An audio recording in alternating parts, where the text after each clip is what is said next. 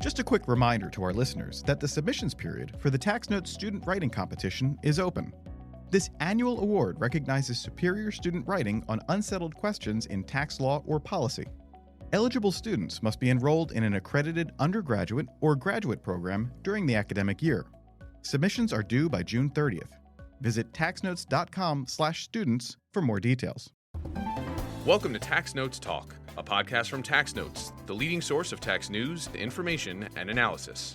Welcome to the podcast. I'm David Stewart, Editor-in-Chief of Tax Notes Today International. This week, paradoxical position. While conducting surveys for her book, Taxation and Resentment, Race, Party, and Class in American Tax Attitudes, Andrea Campbell found that when she asked Americans about their attitudes toward taxation in general, most said that they supported the principle of progressive taxation. However, when it comes to specific tax policies, most said they favored regressive taxes over progressive taxes. So what explains this tension?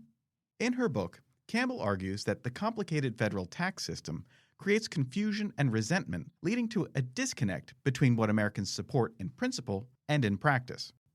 Joining me now to talk more about this is Tax Notes historian Joe Thorndike. Joe, welcome back to the podcast. Hey, thanks for having me. Now, I understand you recently spoke with Andrea. Could you tell us a bit about her? Yeah, so Andrea Campbell, she is a political scientist at MIT, and her real specialty is she explores the relationship between public opinion and public policy. And what did you discuss? We talked about her new book, Taxation and Resentment, which looks at public opinion on taxes, mostly in a contemporary sense, but also historical to some degree, and tries to figure out what people really feel and think about taxes and why most people don't really support progressive taxes as much as you might expect. All right, let's go to that interview. Andrea, it is so great to have you here today on the podcast. Well, thank you so much. It is a delight to be with you, Joe. Yeah, we've been talking about these issues in these books for years now, and it was so exciting to see that you've gotten the book published. I'm really glad we're going to have a chance to talk about it. Like every great book, yours starts with a paradox, right? You set it up really nicely in the beginning. In surveys, people say that rich people should pay more. They like progressive taxation. But when you name specific taxes, things that are actually progressive, and you ask them how they feel about that, well, support, then it drops a lot. So what's going on? Yeah, I call this phenomenon the principal policy gap. If you look at surveys about, who should pay taxes, the majority of Americans say the rich should pay more. And the corporations don't pay enough, the rich don't pay enough. There's a strong abstract connection to the idea of ability to pay and progressive taxation. But when we ask people about specific taxes, how do you feel about the estate tax, the income tax, sales taxes? What we find is that people display much more support for regressive taxes that ultimately cost them much more as a share of income than they do progressive taxes. So there's this big disconnect, this paradox, as you say, between what they believe in theory and then what they believe in practice. Is this just because of these particular taxes that we're asking them about, like the income tax? It's just uniquely awful, right? Or uniquely irritating? Or is this is this generalizable? Like, is there something going on here around progressivity? Or is it really just these taxes? Well, I think there's something going around, definitely around progressivity, and there's a couple of factors behind this. So one is sheer complexity. Our progressive taxes, especially the income tax, are simply so complex, in part because of all the credits and deductions and preferential rates that litter the tax code, collectively known as the tax expenditure program. So this complexity makes it hard for people to understand their stakes in tax policy. So that's one thing.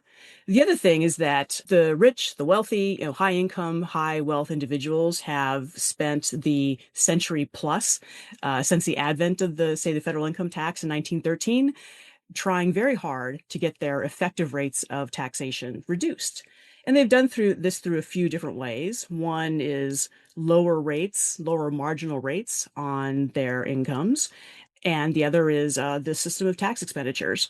And then the third thing that goes on is just obfuscation by political elites, right? No one is speaking clearly to the public about how these burdens go across different kinds of income levels. And so it's easy when you have a complex, confusing system and no one is offering clarifying comment to be confused yourself about what is going on distributionally. I feel like that leads me to another term that you introduce in the book that I think is illuminating. You say that the US tax system is self-undermining. Tell us what that means, but that seems like it might be related to what we were just talking about. Absolutely. So the federal tax system is progressive, imposes higher effective rates on higher income people. It has become much less progressive over time, in large part because high wealth, high income individuals have been really successful over the decades in getting their effective rates reduced. Why is a larger system self-undermining? Well, one thing is that the wealthy have these preferences. They know their stakes in tax policy. They are highly knowledgeable about how the tax system works. They know how it impacts their, ability to acquire more assets and so on. They have the ear of elected officials, in large part because of patterns of lobbying and campaign finance that are much more available to privileged groups than ordinary people. And so you've got this sort of group of people who are railing against the tax system repeatedly over time. Then you've got ordinary members of the public, right?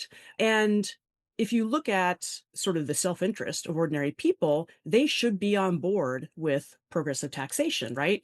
We already know that they prefer progressive taxation in the abstract. And then if you look at the costs and benefits they get out of the tax system, progressive taxes impact high income people more than ordinary people, right? And so if you're a political economist, the classic models all say ordinary people should want progressive tax rates to be high because it doesn't impact them, it impacts the rich. What happens is because of the complexity, the obfuscation, ordinary people end up having these attitudes that go against both their abstract preference for greater progressivity and their self-interest, their material stakes, how these tax rates would affect them. And so it's self-undermining because ordinary people's tax attitudes are upside down. They end up having, in many ways, the same attitudes as the rich, even though which makes no sense, right? And so those are some of the factors why the tax system is self-undermining. I want to explore this a little bit more here. So, is it so crazy for them to think this? Like, because like they think their assumption here is like this is crazy. They are not pursuing their self-interest, and that seems certainly true, like undeniably true. But like, what if? And I'm trying to think if your book makes this argument or if this is really my argument that I'm imposing on it. But what if what they see is that all this complexity, all of these favors inserted in the tax system, what if this strikes them as grossly unfair because they know that rich people are the ones benefiting from most of these benefits, that many of them are only available to people with high-priced lawyers to advise them, and are structured such that they can't be used. They just involve different kinds of income that regular people don't have. What if they look at all that and they say, wow, this thing is just fraudulent. It's just riddled with this favoritism. I hate it. I just hate it. You tell me that it's progressive. I tell you it's a tool for favoritism. So like, are these people so crazy? I mean, maybe they've accurately assessed the income tax. Well, what's interesting is that I have a couple of different ways of asking people their attitudes about the income tax, and you get the same responses whether you're talking about people's own income tax or the income tax system overall, right? And so they're not differentiating between those two. It's not that they just look at this and think this is a terrible system, therefore I don't like it. It's really that the rich are not paying enough. Okay, I can buy that. And I think actually my argument does sort of depend on people being a little more engaged in policy than they actually are, outraged by an idea of how the tax should work. And that's probably unrealistic. You make the point here, as we've just been talking about, that self-interest doesn't really seem to drive the tax opinions of regular people a lot of the time. So why is it that the wealthy seem to not have that problem? Yeah, well, I think there's a couple of things that advantage the rich when it comes to tax policy. People have studied the rich, like what do they think about tax? What are their tax attitudes? What do they know about the tax system? And it turns out they are incredibly knowledgeable. And so the kind of fog of tax, as Ed McCaffrey puts it, that confuses ordinary people is much less of a problem for the very wealthy. They understand the system at every level, federal, state, local. They understand what their stakes are. They realize how this tax expenditure system works. They are unburdened by this, kind of lack of knowledge or confusion. The other thing is that we haven't talked yet about partisanship and party ID and how, say, Democrats versus Republicans feel about taxes. But that is also another factor that differentiates high income people from ordinary people. So think about a modest income Republican. When they think about taxes, because they have lower incomes, if they had attitudes congruent with their self-interest, that would drive them towards, embrace of progressive taxes, dislike of regressive taxes. But because they're Republicans, they get this additional signal, which is no, progressive taxes are bad. Those are what we want to cut, right? Because that has been the party's platform for many, many years. And so for these low income Republicans, they're getting two different signals that are contradictory. For the rich, there are fewer such contradictions. This is based on work that Larry Bartels and Jason Seawright did, where they interviewed some high income, high wealth individuals. Most of these individuals turn out to be Republicans. And even when they're Democrats, they are relatively conservative on economic matters, even though they might be liberal on social matters, which is, why they identify as Democrats. So high income, high rich people, first of all, are not confused about how the tax system works and don't have these conflicting signals about what their preferences should be. Everything kind of lines up in the same direction for them. And so the cognitive load is less for them than it is for ordinary taxpayers. So you mentioned just a second ago tax expenditures, and I'd like to get into that a little bit more because they're kind of a big part of the book. But basically, most popular discourse in the media, online, wherever else, when it comes to taxes, wants to talk about tax rates, usually. Sometimes they'll talk about what we're taxing, an estate versus income versus property or sales. But mostly they like to talk about rates because honestly, most tax conversations end up being about the income tax at some point. But you want to talk more about tax expenditures, provisions like the mortgage interest deduction or the tax advantage treatment of health benefits for employees. Why are tax expenditures so important to how people feel about taxes? Yeah, great question. Well, there's a couple of reasons. So one is, as we've been saying, they are a major source of the confusion that people have about taxes and that people don't understand the difference between marginal rates and effective or average rates, the difference being the impact of the tax expenditure system. The other thing that makes tax expenditures so important in people's tax attitudes, and something I wanted to explore, was political scientists have studied attitudes about direct spending for a long time. And we know that many Americans, many white Americans especially, are skeptical about especially social spending, social programs, especially if they believe they are going disproportionately to Black and Latino people and so on. And I was curious whether attitudes towards indirect spending, which is what tax expenditures are, looked the same or different than about direct spending. It turns out it doesn't matter how the government spends its money, whether it's directly, overtly, or through this, arcane covert system of tax expenditures. The structure of attitudes is very similar among ordinary people, which is to say those, especially white Americans who harbor more resentment towards non-whites, have more negative attitudes towards tax expenditures that they perceive as going towards those groups. So if we look at social policies where we have direct spending, some social programs are kind of race neutral or even white coded, like Social Security. Few white Americans have a beef with Social Security because it's an earned benefit, it's universal, all those kinds of things. Among white Americans, those who are more racially resentful really dislike spending on welfare, housing assistance, food assistance, Medicaid, programs that they perceive as going disproportionately to Black and Latino people. When we look at tax expenditures, we see the same pattern. So some tax expenditures do benefit the middle class, the tax break on employer provided health insurance and retirement plans, right? There we see that among white Americans, racial attitudes have no effect on how people feel about those tax breaks. And people are in fact pretty supportive of those tax breaks. But the tax breaks that are perceived as going toward lower income people, like the EITC especially, but also the child tax credit, attitudes look like attitudes towards welfare and food stamps, which is to say those whites who are more racially resentful want those tax breaks reduced. And so, we've got this analogous pattern where if benefits go to the middle class, no problem. If they go to lower income people, read Black and Latino people, that's a problem. The other interesting thing about white Americans, especially the racially resentful, is that they are relatively supportive of tax policies that actually help the rich. So they actually embrace the deduction for charitable contributions, which is, disproportionately goes to very high income people. And they also embrace the preferential low rate on capital gains. And so you get this structure that is analogous across direct spending, indirect spending, the tax attitudes themselves, where the racially resentful prefer policies that help high income, high wealth households and wish to see reduced the spending or tax benefits that go to lower income people, especially those perceived as going more to Black and Latino people.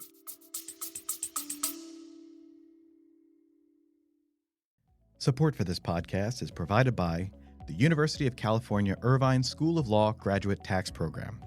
This preeminent and innovative program prepares students to practice tax law at the highest level in the U.S. and abroad. Featuring a low student-to-faculty ratio, cutting-edge technology instruction, and dedicated career support, UC Irvine's graduate tax program helps prepare students for a future in tax law. Program graduates are placed in top tax-related industries practicing law in many major U.S. cities. Applications are open now. For more information and to apply to this highly selective program, visit law.uci.edu/gradtax. That's law.uci.edu/gradtax. So this is kind of interesting, and tell me if I'm getting this wrong. White Americans have a little bit of a grasp on their self-interest here, right? When they can identify something that they think is benefiting a group they don't like because they're racially resentful, and they're not wrong about it sometimes, like the EITC, then they don't like it because it's going to someone else. I'm a taxpayer and these people are leeching off me, blah, blah, blah, right? So they've got a decent sense of that. Now, they don't when it comes to things like the capital gains preference, because although they can have a stake in that, like if we include like home sales in that, then lots of people do have a stake in it, but the vast majority of that benefit is going to really rich people. So they kind of lose a touch with their self-interest. Have I got that right? Yeah. But it also goes to the argument that progressive taxation doesn't have as much support as we might anticipate among the public, because where ordinary people are falling short in terms of connecting their self-interest to their attitudes is on these tax policies that are disproportionately about how much are we taxing high income, high wealth households, right? So that's where they fall down. And, there's a couple of possible reasons for that. One thing that we know is that people don't know a lot about the tax system. They tend to extrapolate from their own experience to the experience of high income, high wealth households about whom they have very little direct knowledge. So, for example, people think that the estate tax, for example, is very unfair because it constitutes double taxation. And they think about their own situation, right? They think about, okay, what wealth do we have? The wealth that we have as ordinary taxpayers is we've earned some income and we've managed to save some of that income and we've invested it in something, a house, maybe you've got some stocks or something. But anyway, your wealth is kind of what you've built from your unspent income. And so if it is already taxed as income, if it gets taxed again in some way, like the property tax or the estate tax, that strikes people as double taxation. What they don't realize is that for high wealth households, oftentimes those assets that are held aren't going to be taxed at all unless they are taxed by the estate tax, right? Because they're unrealized capital gains and those kinds of things. And so, another thing that's going on is that, for sort of ranges of attitudes, people are kind of exercising their self-interest to some extent, but there's whole other ranges that end up being highly consequential, especially when we're talking about a progressive tax system where they just can't, they can't make the calculations. That's pretty convincing to me. And it really comes across is that for a lot of people, non-rich people, economics, there's a moral economics, right? Which is distinct from the science of economics that we know. And even as you say it, and you're describing this attitudes toward the estate tax, and I kind of tried to put myself in the shoes of one of these people. And I mean, I can see the impulse here. I worked hard to save this money. This was so hard for me to save it. And that makes it valuable, and the proceeds from that they belong to me already. And if my house increases in value, well, I deserve that because I worked so hard to save this. It's really divorced from like economic concepts of income or wealth or anything else. And this is where I keep coming back to Steve Scheffrin's book. His thing on a lot of these tax issues is that they are bound up with non-economic concepts that are really powerful. And I think maybe, your argument about race falls into this category as well. But that when it comes to the estate tax, he says, actually, the reason people hate the estate tax is because of death. It's because death is very powerful. That's why that's why it's been called the death tax by opponents, because it taps into something, sort of a gut level feeling about death, and that's painful. And the last thing we should do is tax people when it's in their moment of pain. It's, again, that's where like the self-interest, the economic, in the real meaning of the term, the like classical meaning of the term, the economic self-interest gets obscured by these other moral commitments, which, let's just say, maybe they're completely legitimate and we should be paying attention to them, but they're not economic. In the traditional sense of that. So I don't know. Your argument about race to me seems to fall into that, which is that as a historian, I kind of want to say, let's not give the economists the keys to the kingdom and say their logics are the only logics that work all the time, but their logics are worth counterposing to these moral logics. Yeah, there's definitely a lot of moral thinking about taxes.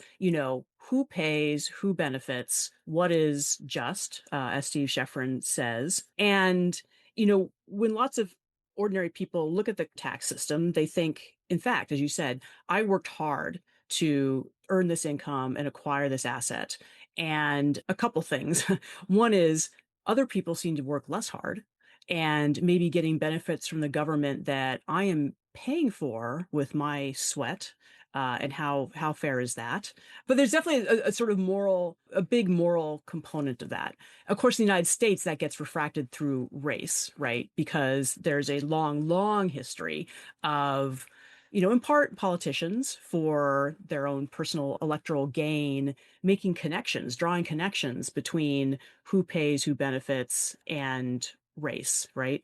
And this goes back to the nation's founding. It becomes more pronounced when the role of government gets larger and tax dollars are used to start providing benefits.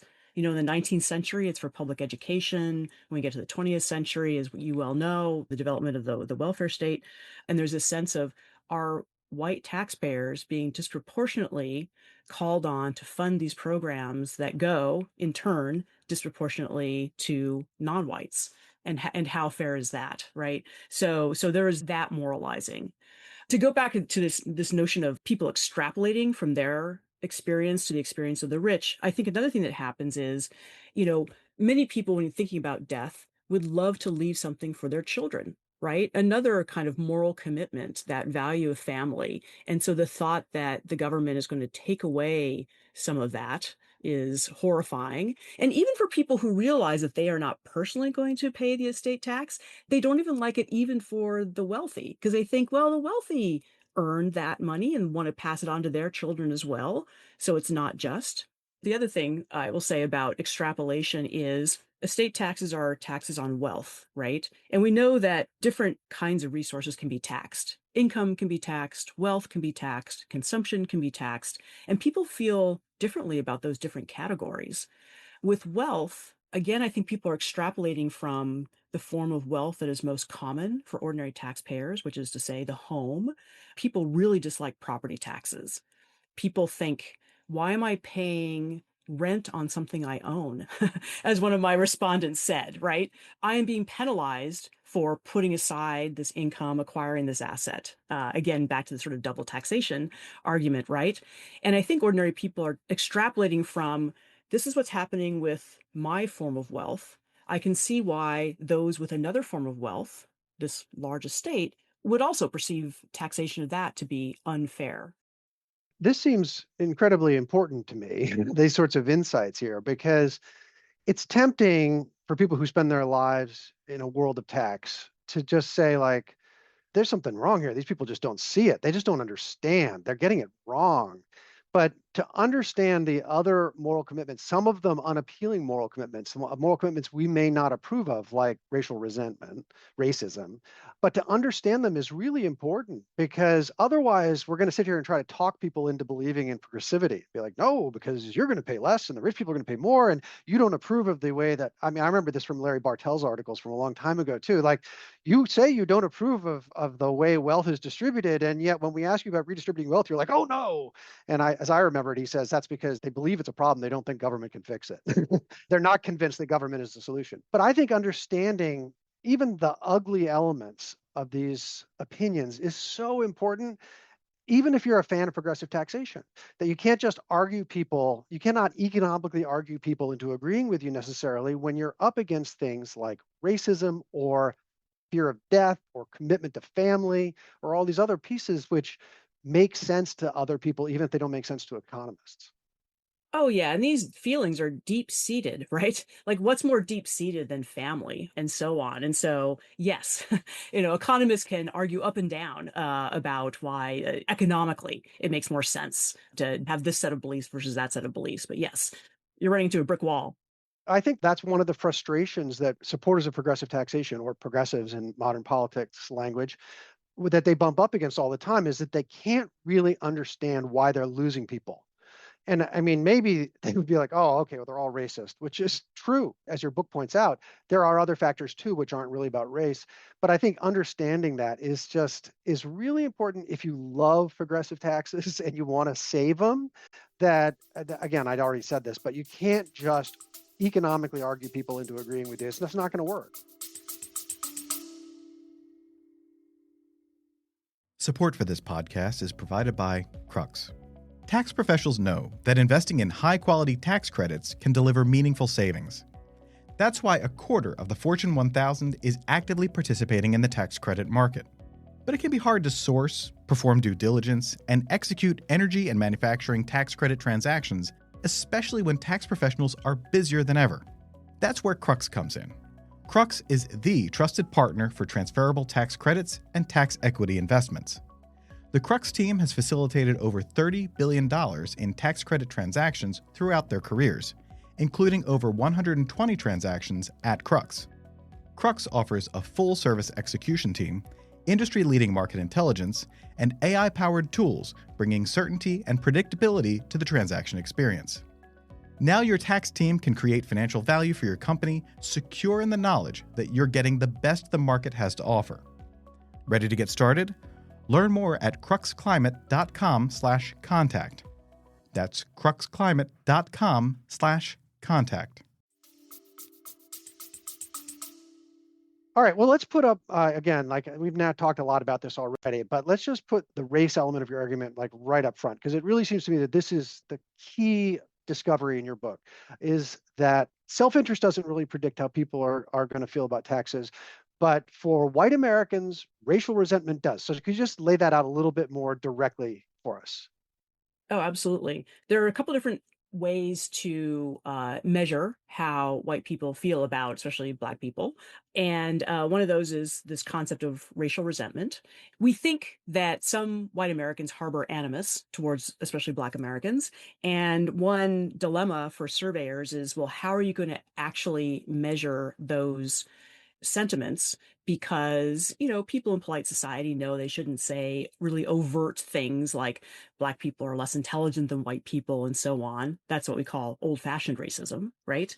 And so Don Kinder, who's an analyst, political scientist at University of Michigan with a number of colleagues, developed these measures of racial resentment where, because survey respondents were self-censoring and not giving accurate answers to these old-fashioned racism measures, they came up with new measures that try to measure racism in a different way, which is perceptions that Black Americans are violating certain deeply held American values, like hard work, for example, or individualism.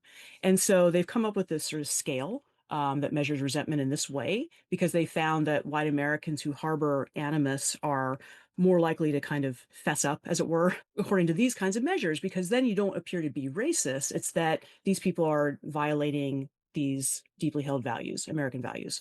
So that's one way that I measure racism. And what I find is that attitudes towards taxes vary significantly along levels of racial resentment. That those white Americans who are more likely to say that white Americans violate these values are less supportive of a number of taxes, especially the progressive taxes.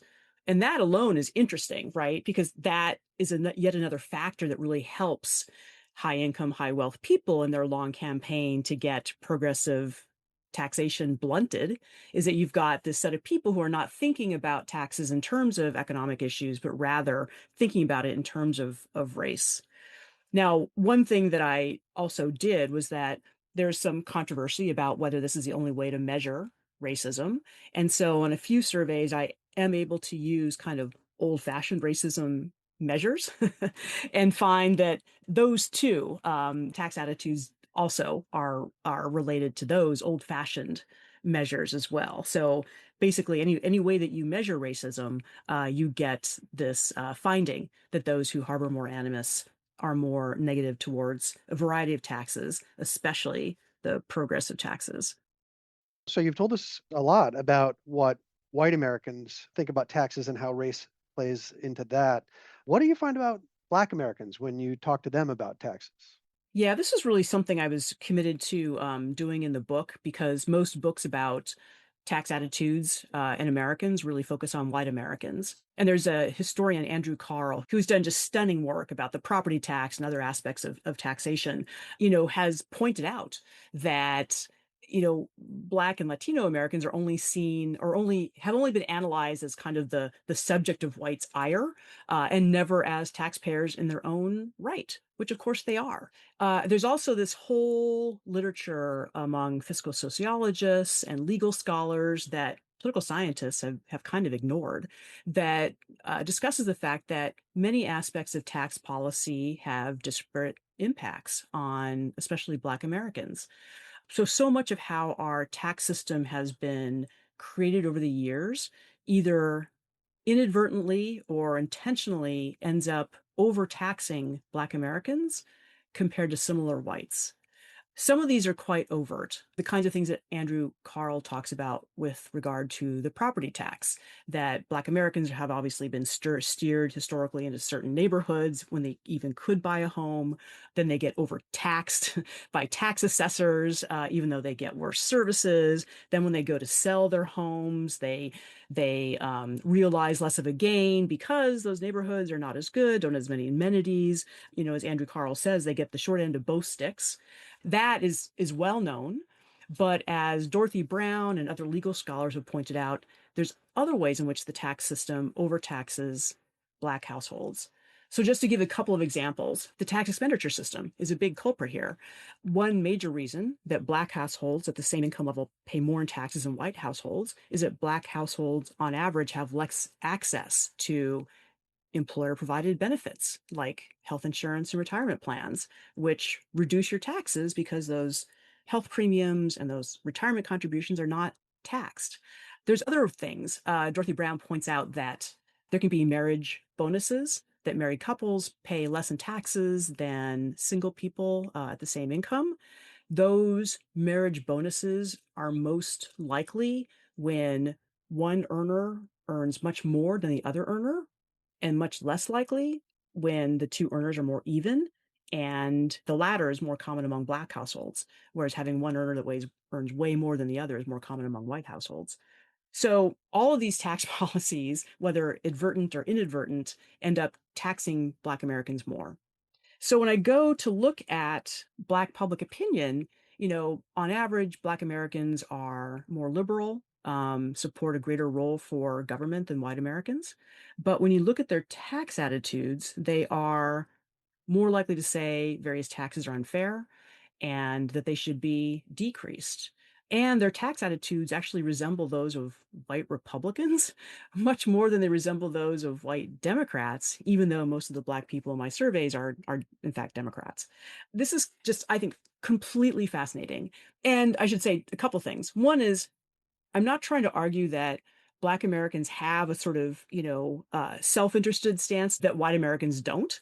I think it's more that taxes are a very coercive function of government, and Black Americans have been on the bad end of the stick when it comes to many other government functions. If you think about the welfare state, the carceral state, both so punitive, right? And around taxes, as you say, like around Andrew Carl's story in the property tax, that's a very coercive, oppressive use of a tax instrument. Oh, absolutely. Absolutely. And, he probably talked about this. There's other things too. This is not just stuff that happened in the, 40s, 50s, 60s. This is stuff that's happening now. A lot of cities that are falling short on revenues are doing these tax auctions where they're foreclosing on people who are behind on their property taxes. And those kinds of tax auctions disproportionately affect, Black homeowners. So it's not in the past, it's in the present. And so basically we have this group of Americans who are otherwise more positively disposed towards government activity, who, when it comes to the tax system, have more negative tax attitudes, which is quite something. So basically everybody has their own reason to not like taxes, right? The sources might be different, but it's like everybody. And you say that in the book, that the spectrum of public opinion here is lopsided because, as you say, lots of people have a reason to be suspicious of taxes, of progressive taxes. And so if you're a rich person who wants to get rid of the estate tax, you're going to find a relatively large number of people ready to agree with you about it for a whole host of reasons. But I think that lopsided thing is very illuminating about the way tax policy has, the trajectory it's been on since, say, like the 1970s. And, we haven't talked much today about partisanship and so on, but it's also lopsided there because, it is the case that Republicans are more likely to say various taxes are unfair than Democrats, but the partisan differences are not as great as you might anticipate. And it's because there is a pretty significant reservoir of anti-tax attitudes among Democrats and especially among political independents. They look even more anti-tax than Republicans. And so think about, as a political strategy for the Republican Party, ever since the Reagan Revolution, there's been an embrace of, lower taxes, tax cuts as being a kind of cure for everything that ails. And there's a real electoral payoff to that kind of agenda because you earn support from Republicans, of course, you earn support from a fair number of Democrats, and then you earn support from a lot of independents. And so it's really a politically propitious set of stances to have. This really resonates for me, right? This makes intuitive sense for me because I love Vanessa Williamson and her new book. I think it's outstanding. I really love it. But Vanessa and I think, have always disagreed some on sort of these like gut level feelings about tax, which I feel are much less pro tax than she might think they are. She, in the research she's done, she finds people are proud to pay taxes, but my gut is that taxes are inherently coercive and they separate people from their hard-earned property, and they don't like them. And so you can convince people to like them. And I actually think that part of it is the unpleasantness of a tax that is actually how we come together on it. So like, you're not going to come together on the like, hey, let's all pay our taxes because we love government. This will pay for government. I think it's more like, hey, let's all pay our taxes because we do want our roads paved and it sucks to pay these taxes. So let's all do it together. Let's just like sacrifice. I think the element of sacrifice is key because it's unpleasant. So it's shared sacrifice, not shared building of democracy. But the problem is that it's not always shared, right? So I think that Vanessa is right that many people are proud to pay taxes. And if you look at surveys like, what does it mean to be an American? People say, well, paying your taxes, right? The problem is other people, right? The problem is other people not paying their fair share. Right. And it gets back to Steve Scheffrin's kind of moral argument, right? The problem is other people are cheating the system. So I think that's one of the reasons that people really hate the property tax, because they look at their neighbor who went down to City Hall and got some kind of, adjustment to their property tax. It's like, wait a second. What's that about? Right. Or, these periodic reports that you might get of like, oh, these really rich individuals didn't pay any tax at all, right? Well, that's unfair. It's always about what's going on with those other people. I've been telling people that I want to write a book called Other People's Taxes. My essential argument is that people don't hate paying taxes, they hate other people not paying taxes. And that is the driving, to me, that is the single truth of taxes in America from the founding to today. Almost every tax argument, it ultimately ends up being framed as these people are getting away with murder. And that's what really gets people, even more than I hate paying taxes. Exactly, exactly. I have this puzzling finding that people are so upset about these progressive taxes, right? And they're like relatively sanguine, it's all relative, about regressive taxes like sales taxes. So, the sales tax is among the least disliked taxes. So, why would that be? So, one is we never total it up over the year, so people have no idea how much goes, to government and sales tax, right? But I think another reason, and this comes up in the open-ended responses of some of my respondents about, what tax is most fair, least fair, and why. People who like the sales tax because they feel like you can't slip out of it. And lots of respondents say, look, whatever your income is, you've got to pay the sales tax. You can't get out of it like you can get out of your income taxes if you've got fancy tax lawyers, right? And that, it gets at this notion like, well, what are other people paying? Are they getting away with stuff or not? And the sales tax seems like, pretty airtight, right? I don't think it's crazy, honestly. It just doesn't. I mean, again, I think it's important for all of us to remember that progressivity is not the only measure of fairness or goodness in a tax, right? And that we kind of want it to be for all sorts of reasons, the maldistribution of wealth and the way it's getting worse over time. There are lots of reasons why we want progressive taxes. But we need to remember that other things matter to people too. And if people think, I said this in the beginning, but if people are thinking the income tax is kind of unfair and it's full of favoritism, well, they're not wrong. And they get lots of reinforcement with that. Oh, Bill Gates pays less in income in a lower average rate than you and I do, that kind of thing. So that's my sort of quasi populist attitude toward this stuff. The great thing about your book is it says, yeah, that's also true for impulses which are like really unpleasant and are morally reprehensible, like racism, also is having that kind of effect. Then for all of us, maybe just a good reminder that economics, classical economics, and efficiency and fairness, if that's even measured by economics these days, is not really the only way to measure this. And that's what I felt like Steve Scheffrin's book was good about. It gave some dignity to the other arguments that say, like, we need to take these seriously, even if we don't like them or even if we find them reprehensible. But I feel like your book really does do that. I want to ask you the forward-looking question that every interview is going to that ends with, right? Which is like, all right, so you've told us that the public is confused by how complex the tax system is, and that we're divided by racial resentment. So, like, what is the path forward if you really do like progressive taxes and you think that rich people are super rich and getting richer every day, and the world cannot go on like that? What do you do? Like, how do you save progressivity?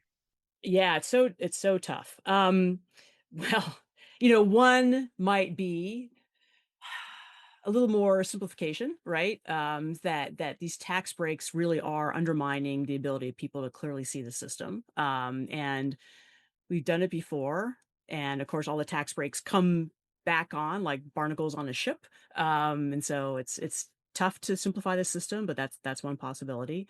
Um, Enforcement, there's the tax gap, the was I think it's $700 billion a year that the government doesn't collect in taxes owed, which is a little bit of that is ordinary people, but a lot of that is high income, high wealth people.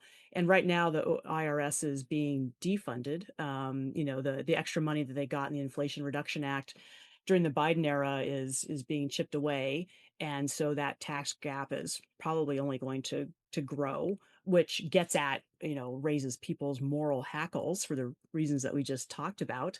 So enforcement would help a lot. Could the US ever have a VAT? I remember Monica Prasad once saying, if you look at our peer nations, they have progressive taxes, but they also have this big regressive tax, right? That funds social welfare programs and so on in other countries. Maybe that's not the best way to do things, but it's one way that seems to work that we could observe in the real world. Maybe in the US, we get that down the road, although it's hard to introduce a new tax. My fear is that we would get one half of the European bargain, but not get the other half. That we would, replace part of our progressive income tax system with a regressive VAT and then never get the redistributive social spending, right? So then we would just undermine the regular people even more. Well, that bargain worked for Social Security, right? Like that is our VAT, a generally less progressive tax, even possibly regressive tax that funds a progressive spending program. I mean, it worked, but again, 1935, right? That right, like mid 30s it's many lifetimes ago. I'm not sure. Sometimes I wonder if that's really relevant anymore. But like you say, I think we could end up with a bad bargain. Yeah, exactly. Just the bad part. And then there's these other ideas that are being kicked around is that, one reason that high income, high wealth people can slip the tax system is that they are not subject to third party reporting in the same way that regular wage and salary earners are. So like you and I can't really hide our income because it's reported to the IRS and the income tax is withheld and so on. But, people with vastly more complicated ways in which they earn income and hold wealth can like shift those sources around to whatever is most lightly taxed. And so is it possible to come up with taxes where they are subject to third party reporting, like a financial transaction tax that's been kicked around by some politicians and some economists? Those are kinds of things that are possibly on the table. Yeah, and all those make sense to me. I mean, like it doesn't leave me feeling all that optimistic, but I mean, maybe it's just hard, it's the hard work.